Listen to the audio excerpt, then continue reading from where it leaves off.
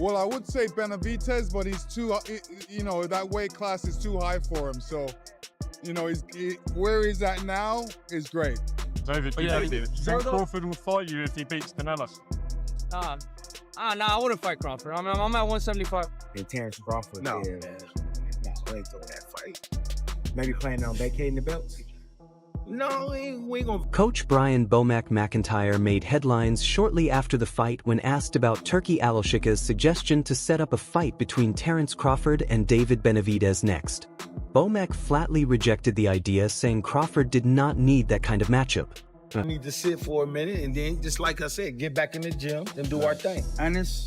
He also reminded fans of the time he discussed how sparring with Boots Ennis would not benefit Canelo, as Crawford is an entirely different breed than Ennis. Performance prove about the Ennis sparring. You guys were largely I told you it don't make no it. difference.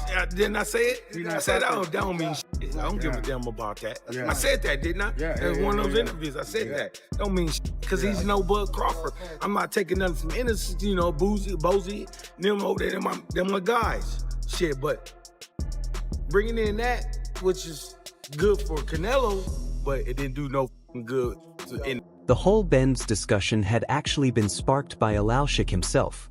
Just hours after Crawford's monumental victory, the influential figure in Saudi boxing tweeted, he shared, "Congratulations to Terence Bud Crawford on his historic win and securing the undisputed super middleweight title, and he became the first ever fighter to be undisputed in 3 different divisions. Also, a huge shout out to Saul Alvarez Canelo for an incredible performance." And then, as if teasing the next move on the chessboard, he added a question that lit up boxing Twitter. He wrote, "Can David Benavidez still make 168 pounds? Greg Hackett covered the abrupt talk of a Terence Crawford versus David Benavidez fight. He said that this was not a final consideration of a match before and gave the suggestion that it was being driven more by hype and money than by merit. Hackett emphasized that Crawford did not require Benavidez to legitimize his career and that Benavidez would suffer physically to attempt to reduce to 168 pounds when he had already gained weight to 175. Team out there. That fight is pointless. The fight is pointless because nobody ever talked about that fight until now. And then I don't feel like Bud needs a Benavidez. And then that would mean Benavidez would have to go into a different body and bring himself back down to 68 when he's already getting settled in at 170. Hackett proceeded to express the reason why the Crawford-Benavidez conversation was largely artificial. Hackett contextualized the talk as a move by Turki Alalshikh to flex his promotional muscles. However, he warned that boxing still has a way to make sense outside spectacle. Him, that he wanted to conquer before even talking like that. I don't even think he wanted to talk like that because there's really no point. He wanted the Canelo fight because Canelo was the man at 68. He was at 68. I don't think he cared about fighting Bud, and I don't think Bud cared about fighting Benavidez. That's just Turkey trying to pull rank. Turkey trying to show he got a... One of the narratives heading into the fight was whether Crawford could add another weight class to his resume. Many commentators had claimed he already was a 4-division world champion. Technically, he was not. Such commentators as boxing commentator and YouTube analyst Chow Bus the Adult had frequently wondered whether Crawford had actually earned the hype around him through his resume.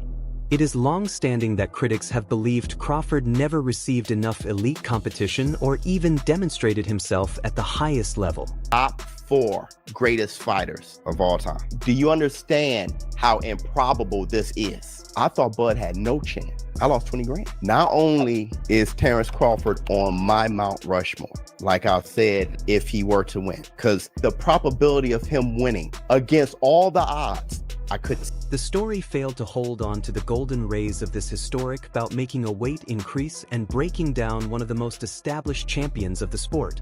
Crawford made even his most ardent opponents reconsider his legacy. Chow Bus managed to record that transformation in the hours after the battle directly and in a way that no one would forget. The masterclass he put together, that guy, he can face anybody in history and be a problem. Him right there. Not only that, I think this cements the fact that everybody avoided him. History and be a problem. Him right there. Not only that, I think this cements the fact that everybody avoided him. This right here answers everything. Not only is Terence Bud Crawford on my Mount Rushmore, but everybody avoided him. And by stepping up 2 weight classes to 168 pounds and winning all 4 major belts in that division, Bud became the first male boxer ever to become undisputed champion in 3 different weight classes. That is a record no one else had achieved. So while the 4-division undisputed champion label was inaccurate, what Crawford did accomplish was historic in its own right. During the post-fight press conference following his unanimous decision loss to Terence Crawford, Canelo Alvarez made a bold statement that caught many off guard. Instead of deflecting, he offered high praise for Crawford, saying he believed Bud was superior. Yourself and Floyd Mayweather Jr. and tonight's bout with Terence Bud Crawford, if you can. No, I think Crawford is way better than During the fight between Terence Crawford and Canelo Alvarez, veteran boxing journalist Dan Rafael gave his opinion, talking as an observer and a journalist who has been covering the sport for decades. Rafael said that he himself had seen Canelo taking the first rounds, but he emphasized that it was Crawford who impressed him most by his ability to assume control of the fight at the end of the stretch. I had Canelo ahead in the early going, but I thought Crawford did an amazing job closing that fight down in the last few rounds, where he really started to back the supposed bigger guy up, although for me, they looked about the same. And Rafael, in his response, extended the argument for Crawford by relying on the historical significance of his victory. He said that this was not a battle given to Crawford, but the one that he had always dreamed of and struggled hard to bring to reality. Rafael states that Terence Crawford did not have many chances to fight someone who is naturally larger than him because many people did not believe that the fight between the two was realistic. He created a lot of history. This fight, he willed it to happen. A lot of people, not me, but a lot of people laughed at him and said, forget about it, no chance against a bigger guy like that. To Canelo, because everybody who has ever read me, followed me, listened to me knows I love Canelo. I think he's one of the greats of all time. I think you can make a really good argument that he's the greatest Mexican of all time, even more than Chavez. That said, he is in decline. He's been in decline for the last few years. He hasn't been what we've seen him at his best since he beat Caleb Plant, that Caleb Plant, Billy Joe Sanders time frame. And, even though he's winning fights, the knockouts haven't happened. He's gotten tired in the later part of the fights. And it's just common, Sean Zittel, a reputable boxing writer and ringside analyst, commented on the reputation of Terence Crawford and how high this reputation has been elevated following his win over Canelo Alvarez.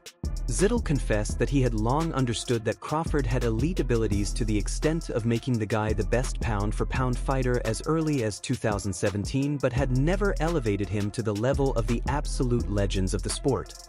#, is the best counterpuncher in the game, one of the great counterpunchers, but I didn't see him as Sugar Ray Leonard, Floyd Mayweather, Muhammad Ali, Sugar Ray Robinson. I didn't see him as that. I saw him as the tier of greats right below that.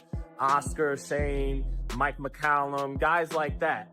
And Zittel proceeded to dissect the technical aspect of the performance of Crawford in the Canelo fight.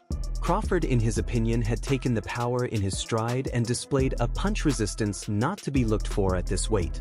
Zittel said that Canelo had lost rhythm in his fight as Crawford opened the 3rd and 4th rounds with his jab and arrived and began to master the combat.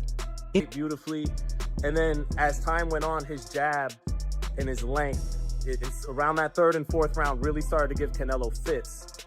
And then, number one, his bread and butter, his gift. Yes, he's got great tactics, great distance control, efficient foot. By the time the fight occurred, it was apparent at the very onset of the fight that Canelo Alvarez would turn his size, experience, and power to his advantage. The accumulation had focused on the fact that despite being very powerful at the super middleweight, Canelo had the experience of being the champion and what to do in the moments of pressure. Canelo Alvarez also delivered a message to fans on Instagram after losing to Terence Crawford. He did not complain and instead accepted the loss gracefully and looked back at his career. He emphasized the pride in his accomplishments, the sacrifices that he made with his team, and his appreciation to his family and fans who never forsook his team. He further isolated his wife Fernanda to stand by him throughout the whole process.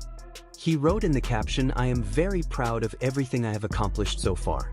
You always want to win, but I accept this defeat with humility and learning. I am very grateful to my team for all the sacrifices we have made together all these years.